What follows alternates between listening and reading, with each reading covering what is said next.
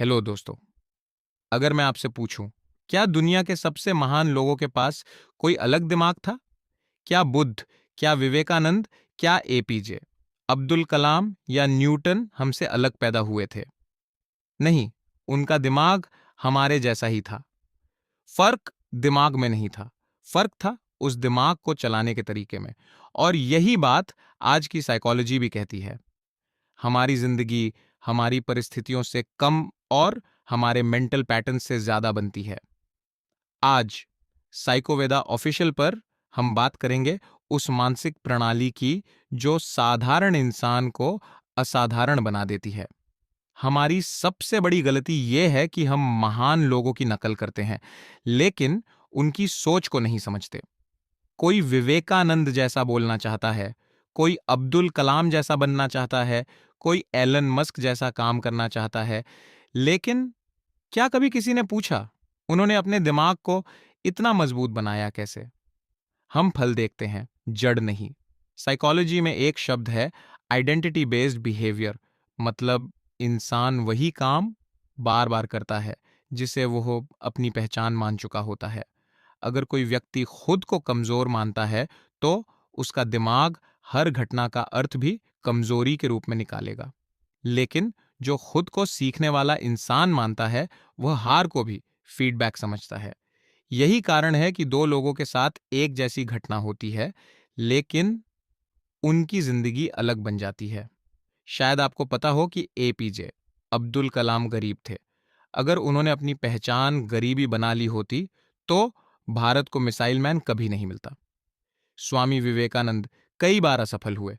अगर उन्होंने अपनी पहचान असफलता बना ली होती तो शिकागो वाला भाषण कभी इतिहास नहीं बनता। महात्मा गांधी शुरुआत में बहुत डरपोक माने जाते थे, लेकिन उन्होंने अपने डर को अपनी पहचान नहीं बनने दिया। ध्यान देना, महान लोग समस्याओं से बड़े नहीं थे, उनकी मानसिकता समस्याओं से बड़ी थी। हमारा ब्रेन कैसे काम करता है? हमारा दिमाग हर सेकंड लाखों सूचनाएं लेता है, लेकिन उनमें से बहुत कम हमारी चेतना तक पहुंचती है। क्यों? क्योंकि दिमाग में एक फिल्टर होता है। इसे न्यूरोसाइंस में RAS यानी रिटिकल एक्टिवेटिंग सिस्टम कहते हैं। यह वही दिखाता है जिसे आपका दिमाग महत्वपूर्ण मानता है। अगर आप सोचते हैं और मैं कुछ नहीं कर सकता, तो RAS हर दिन उस बात के सबूत खोजेगा। अगर आप सोचते हैं मैं सीख सकता हूं, तो वही दिमाग नए अवसर भी दिखाने लगेगा। दुनिया नहीं बदलती, दिमाग का फिल्टर बदलता है। सबसे जरूरी बात यह है कि महान लोगों को कॉपी नहीं करना है। आप बुद्ध नहीं बन सकते, आप विवेकानंद नहीं बन सकते, आप अब्दुल कलाम भी नहीं बन सकते, और बनना भी नहीं चाहिए। क्योंकि दुनिया को दूसरे विवेकानंद की नहीं, आपके बेहतर संस्करण की जरूरत है।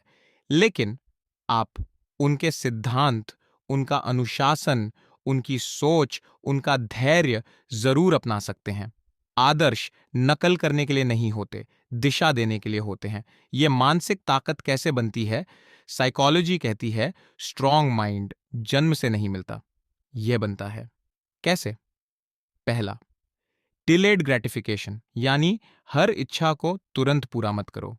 यहीं से सेल्फ कंट्रोल बनता है। दूसरा, कॉग्निटिव रिफ्रेमिंग, समस्या को नई नजर से देखना। तीसरा, सेल्फ ऑब्जर्वेशन, अपने विचारों को बिना जज किए देखना। चौथा, एनवायरमेंट डिजाइन, आपका वातावरण आपकी विल पावर से ज्यादा शक्तिशाली होता है। और पांचवा, रिपीटेशन, दिमाग जो बार बार करता है उसी को सच्चाई मान लेता है। इसीलिए अच्छी आदतें धीरे बनती हैं, लेकिन चरित्र उन्हीं से बनता है।